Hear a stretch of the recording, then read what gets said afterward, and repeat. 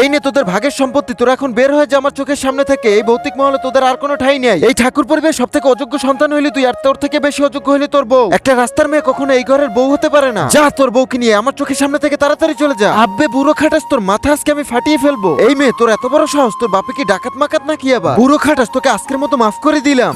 আরে থাক, তোমাদের আর সালাম করতে হবে না। আবে চুপ, আমরা সম্পত্তির কাগজ নিচ্ছি, তোকে সালাম করতেছি না। মালিক মালিক, একটা সুখবর আছে শোনেন আপনি। আমাদের ছোট মালিক আপনার নামে অনেক বড় একটা হাসপাতাল বানিয়েছে। আরে সত্যি? কি বলো তুই? আমি জানতাম আমার ছেলে একদিন আমার মুখ উজ্জ্বল করবেই। আমাকে নিয়ে চল তুই, আমি এখনই দেখবো আমার নামের হাসপাতালটা।